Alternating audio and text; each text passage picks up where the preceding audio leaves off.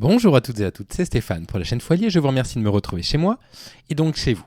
Avant de commencer l'épisode, comme de coutume, un grand remerciement aux tipeurs et tipeuses qui participent au financement des différents projets de la chaîne. En ce qui concerne les podcasts, je vous l'ai déjà annoncé, sachez que j'en ai déjà 3 qui sont tournés, donc 3 qui sont tournés en avance, donc il y aura des podcasts dès le début du mois de septembre et je vous remercie sincèrement de participer à toute cette aventure avec moi. Le Foilier, c'est désormais transmédia, c'est le Foilier Universe. On va conquérir le monde. Non. Est-ce qu'on a progressé en 10 ans ? Est-ce que les préjugés sexistes, en 10 ans, après les vagues MeToo, Balance ton porc, ont quand même légèrement régressé ? Et bien l'ONU dit non. C'est un article qui date du 12 juin 2023. Il est donc extrêmement récent. Et le titre, il est très clair. Les préjugés sexistes sont enracinés dans les sociétés et n'ont pas diminué en 10 ans selon un rapport de l'ONU. Chez les hommes comme chez les femmes, intéressant, les normes sociales fondées sur les préjugés de genre sont largement répandues dans le monde, selon une mise à jour de l'indice des normes sociales de genre des Nations Unies. L'article débute comme suit. Le Programme des Nations Unies pour le développement, le PNUD, a mis à jour lundi 12 juin son indice de normes sociales de genre, dont les nouvelles données révèlent que les préjugés à l'encontre des femmes n'ont pas diminué dans le monde ces 10 dernières années. Une décennie de stagnation, titre le communiqué de presse des Nations Unies. Pour mettre à jour son indice, le PNUD a utilisé les données du World Values Survey, projet international sur l'évolution des valeurs et des croyances dans le monde, dans 80 pays couvrant 85% de la population mondiale. L'indice intègre des dimensions politiques, économiques, liées à l'éducation et à l'intégrité physique. Chez les hommes comme chez les femmes, les normes sociales fondées sur les préjugés de genre sont largement répandues dans le monde. Près de 90% de la population a au moins un préjugé. Oui, pas surprenant ça. Mais j'ai encore des préjugés, moi, en ce qui me concerne sexiste probablement. Il faut que je continue à travailler. Parmi les 7 qui sont passés en revue par le PNUD. Les préjugés sexistes sont enracinés dans la société malgré d'importantes campagnes mondiales et locales pour les droits des femmes comme MeToo déplore l'ONU.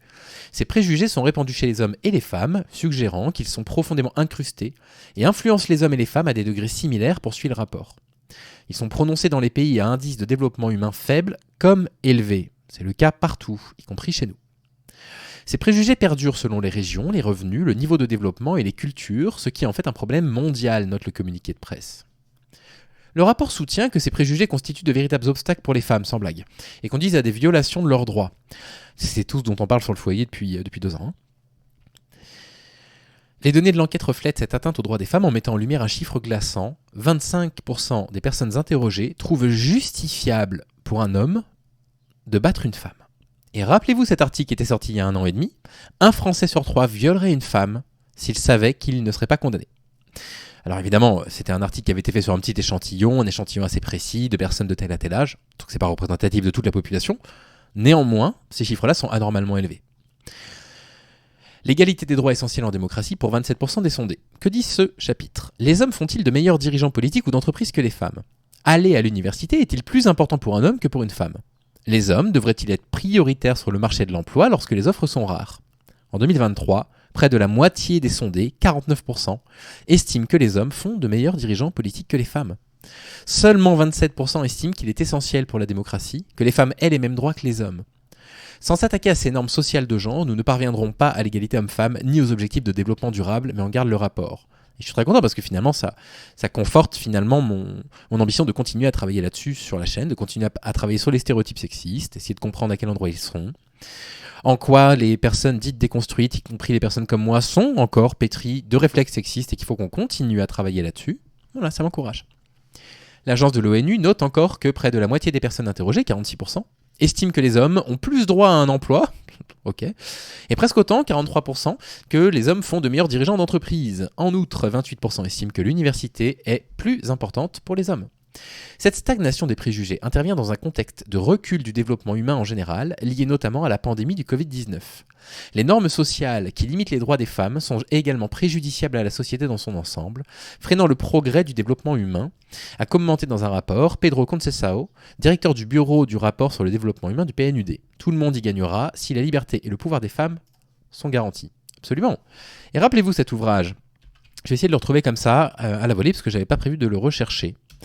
Sur les droits des femmes après le Covid, qui disait que les femmes perdaient des droits partout. Donc ça s'appelle « Droits des femmes, le grand recul ».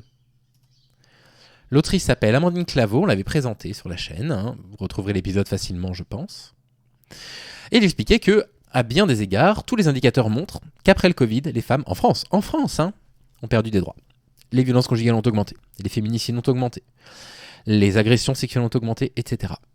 Et le rapport, il est là. Si ça vous intéresse, vous pourrez aller lire. Il est extrêmement complet. J'y ai jeté un œil un petit peu en diagonale, je ne vais pas vous le cacher. Hein, j'ai lu un petit peu les différents index qu'ils ont évalués. Ils ont fait ça sur effectivement beaucoup de pays dans le monde, hein, comme vous pourrez le constater. Je vous laisserai aller le feuilleter si jamais ça vous intéresse. C'est en anglais, comme souvent, hein, les rapports comme ça.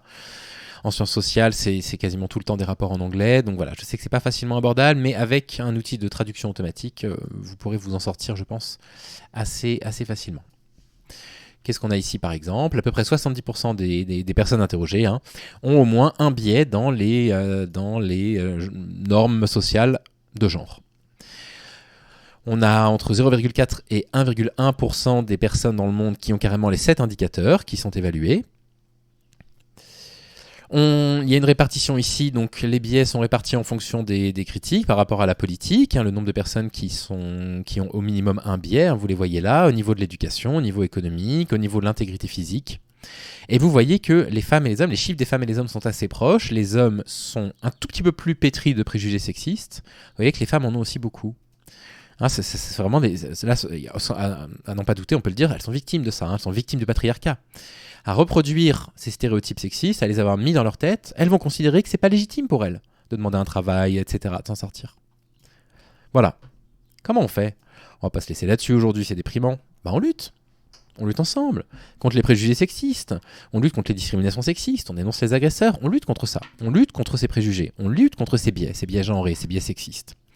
Et puis petit à petit, plus les personnes entendront les éléments de langage qu'on utilise, sur le sexisme systémique, etc., le patriarcat, plus les gens vont commencer à réaliser leurs propres biais, comme j'ai réalisé mes propres biais dans ma vie. Et on va avancer comme ça ensemble.